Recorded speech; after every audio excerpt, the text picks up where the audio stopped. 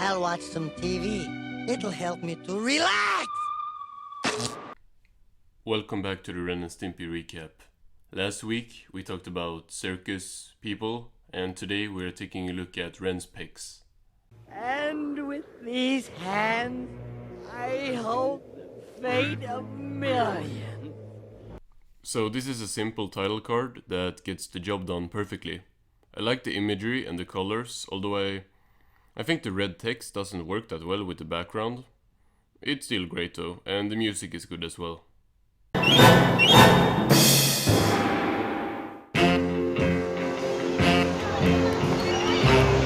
So for the first time in the show, we don't only have the two on a beach, but in a very public place.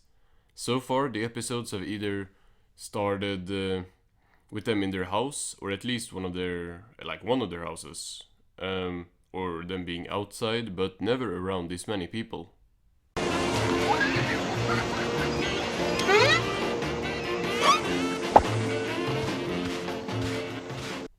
I can't help it. All I think about with this opening is Naked Beach Frenzy. When I first watched the show, I went in order, finishing with APC, just like we're doing with this retrospective. So that episode is just a bit fresher in my mind than this one. What a heater! Don't stay out in the sun too long, Ren. You know you have delicate skin. What was that thing standing next to the humans? Stimpy reminds Ren that he can't stay out in the sun too long since he has delicate skin, and Ren responds in normal Ren fashion. Be quiet, you idiot! Can't you see I'm operating? Ren gets sand kicked in his face and is about to snap at whoever did it until he finds out that the guy who did it is quite big. Ren makes a face that I feel like I've seen multiple times before. That John K. rule was thrown out when he was thrown out, I'm guessing. Oh, by the way, I wasn't kicking sand. Nah, me personally, I wouldn't take that. So, a litter box is here for some reason. Maybe it's Stimpy's. The big guy walks away with all the women, or just two of them. I guess that's the two that Ren wanted, or something.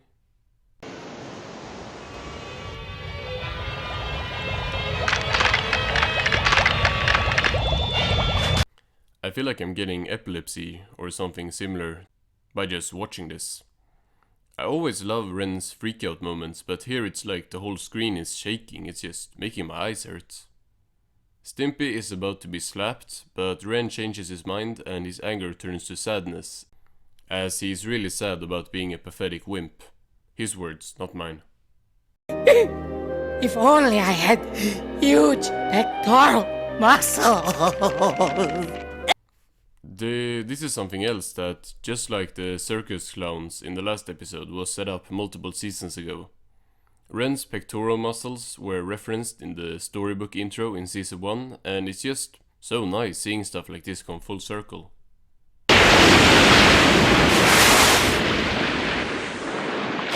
My friend, that's exactly what you need! So this is Charles Globe, world famous fitness guru. He pops out of the water to inspire Ren to get his large pectoral muscles. But I am too feeble to work out. Work out? So he tells Ren about his life hack, which is implants. Charles Globe moved his fat cells from his legs and put them all into his upper body, which is why he looks like he does.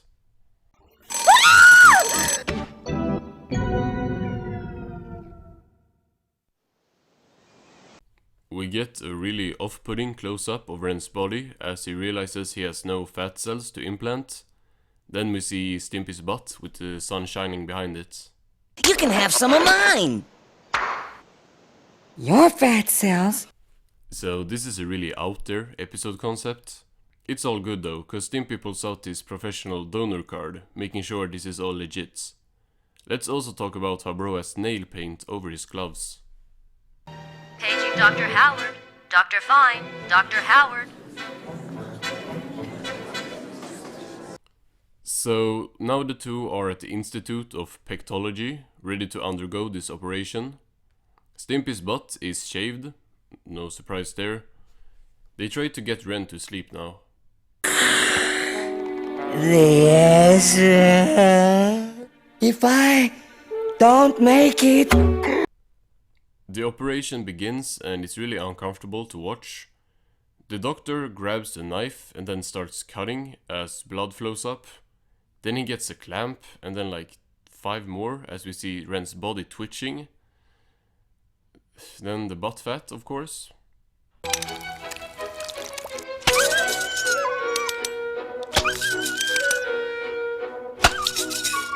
See, I don't like that. Like I said before, I'm okay with the two being treated poorly, because it's a silly cartoon, but when they do stuff like that, it's just a small dog being cut open on screen. Or I guess off screen, but still. Stimpy, if I don't get these wraps off, I'm gonna die of itching. Me too. The nurse starts taking the bandages off. Stimpy now has no butt, which looks horrifying. Then the nurse takes off Ren's very bloody bandages. Dangerous! At last! Ren is now really buff and finally has his pectoral muscles. He grabs Stimpy to run back to the beach, where Ren is now back to talk to the big guy. Ouch! Get him off of me! Get him off of me! Well, I guess he didn't want to talk to him. Now the girls are all over Ren as he takes off with these two, while Stimpy is very sad. He gives Ren a muscle shirt that he knitted himself and tells him to go.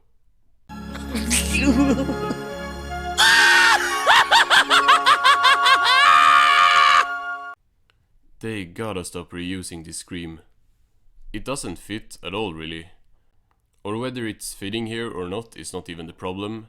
It was perfectly used in Stimpy's invention, and bringing it back just kind of lessens that. First, I did a few action pictures. And action. So Ren is now, as he puts it, a Hollywood legend.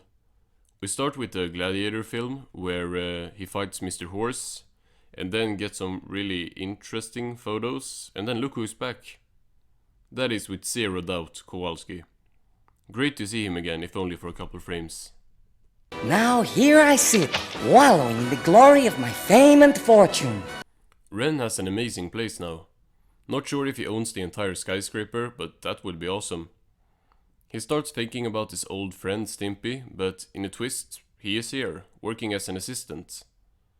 Ren doesn't even remember him and was instead thinking of, you guessed it, Charles Claude.